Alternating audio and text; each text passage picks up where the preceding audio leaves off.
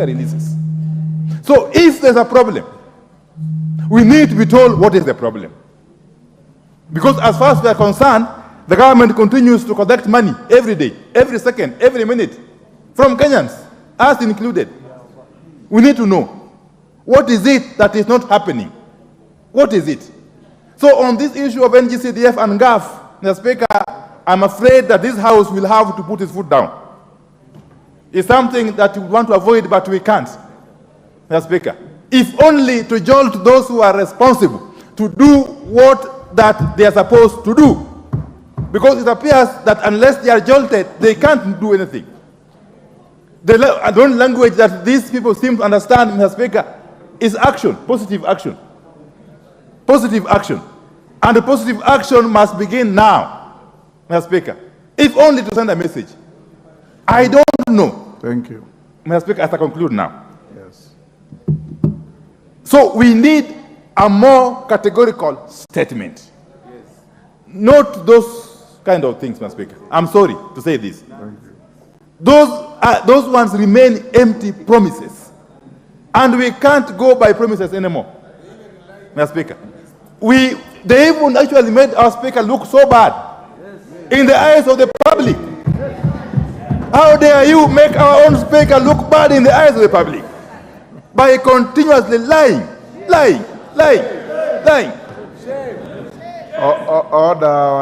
This policy, this tradition of lies is now taking a new turn. And I use parliamentary language. Okay, I withdraw. I withdraw the term lie. Yes. And I substitute with untruth. Untruth. I substitute the word untruth for lie or mislead. I'm guided. Thank you. Mr. Speaker, shamelessly misleading, I'm being told. Yes. Mr. Speaker, let me conclude that please guide us, help us, Mr. Speaker. If, for instance, we are to go at the pace in which we are moving, how sure are you, Honorable Sirma, that these monies, the 47 billion plus that is outstanding, is going to be disbursed by the end of this financial year? There's no guarantee. There's no guarantee. And therefore, we need to move on a pro rata basis. Today is the sixth month of the financial year, the end, actually the 7th month. So we need at least half. We need, okay, at the very least 60% of the total monies due, which is how much? It's over 35 billion shillings. So unless that is done, Mr. Speaker, I'm sorry. I'm sorry. These members have told me they are unwilling to proceed with any other business. I'm very sorry. I'm just conveying the message. You know, I'm just a messenger. Thank you. You have made your point. Thank you. Whoever I give 3 minutes, Osoro, your time for 3 minutes. Give Honorable Osoro the mic. Thank you very much, Honorable Speaker. Honorable Speaker, you know, on this issue of NGCDF disbursement, there is usually no minority or majority. It is something that we all agree together collectively. And while I share the sentiments that have been given by Honorable Pio and I, the minority leader, I'm also looking at the history and how we've also been operating in this house. At a time like this, Honorable Speaker, last year, the disbursement to the constituencies of the NGCDF was about 15 or thereabout percent, or 14, it was actually 14 million shillings, to be exact, at a time like this in January. I tend to think, in as much as there is a bit of some slowness by the Treasury to release the exchequer to the NGCDF board, there has been an improvement. Because at least this time, can I be heard in silence, Honorable Speaker? Order. Can I be heard in silence? Order. No. Let's be practical. Let's be practical. Order, honorable members. Those are his views. Those are my views. Also be heard. a time like this last year, we heard about the highest constituency had received 14 million. This year, the lowest is 30 million. Honorable Speaker, those are facts. We have the records. If we go by that scale, then I wouldn't be wrong to say that by the time we close this financial year, just like it happened last year, that every constituency will have received the entire amount in their accounts. So, because last year we were at 14, but by May we were at 100%. We are now at about 30 million, the least. By May, I believe we'll be 100% latest. And I think it's also important for us also to be factual. Honorable Speaker, we are actually in financial crisis. It's true. We are in debts. We are faced with a lot of things. These are pronouncements that have been made by the head of state. And in fact, many of the challenges we are facing were caused by these very people who are shouting at me today here and their masters. And that is true. And I'm not, no, it is true, Honorable Speaker. So even as we say and complain, we also need to appreciate the fact that the Treasury has tried. At least we were able to pay for the Form 1s to go to school.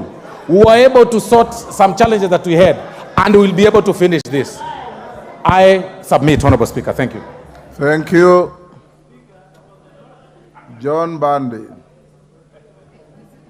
Thank you, Mr. Speaker. Mr. Speaker, these are the statistics. You have 3 minutes. We are in the 8th month. This is 60% of the financial year. You have only disbursed 17.5%. That is very, very bad for budget performance. I want to take it from there.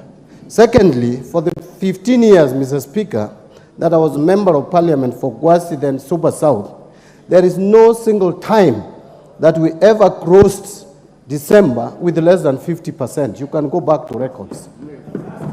That last year was not MP for Super South. I am talking about my time as member of parliament for Gwasi and then Super South.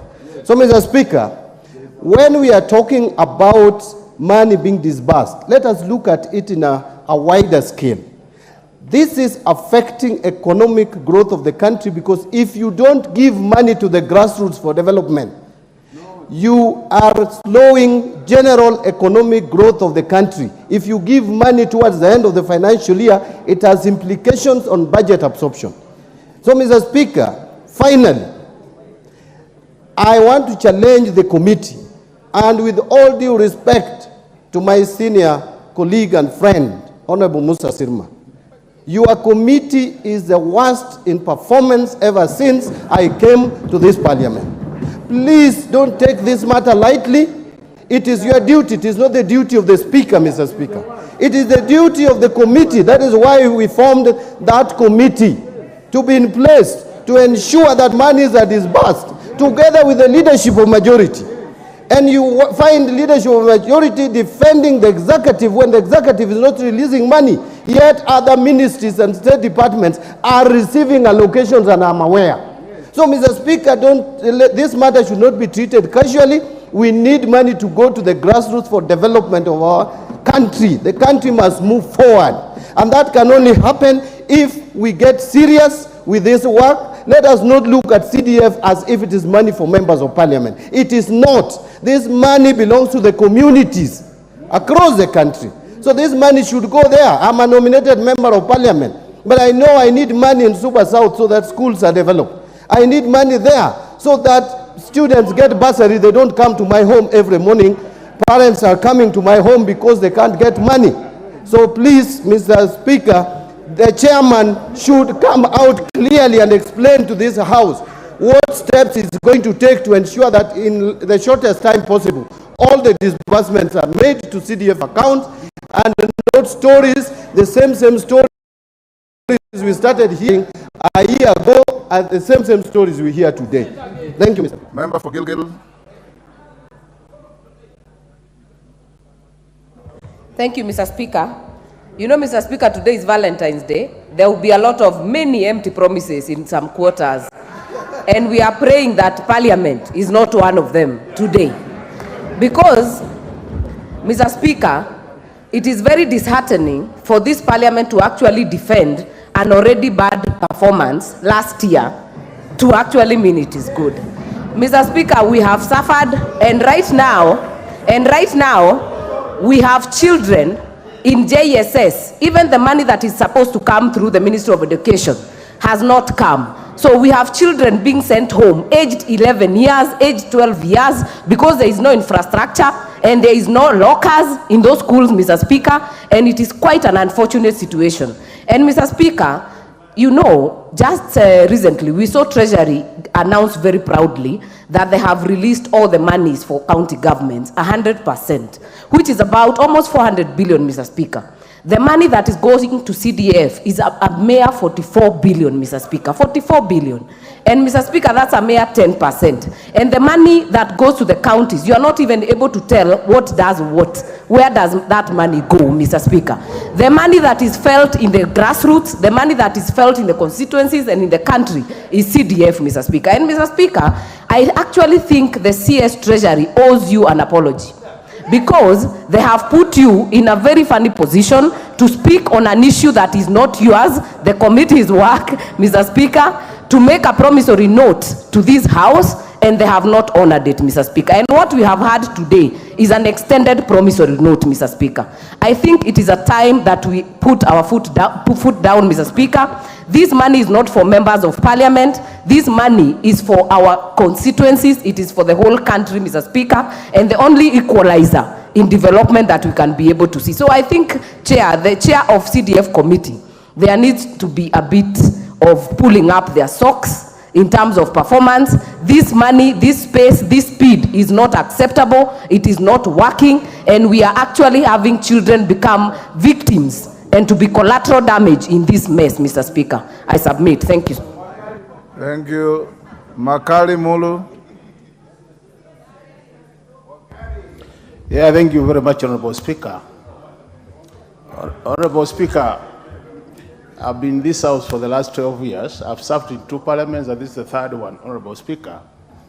And I want to remind my colleagues who are chairs and who are in leadership in this House that we have seen chairs of committees in the past. We have been able to assess their performance, including chair of the CDF committee. We have seen about 3 in the past before the current one.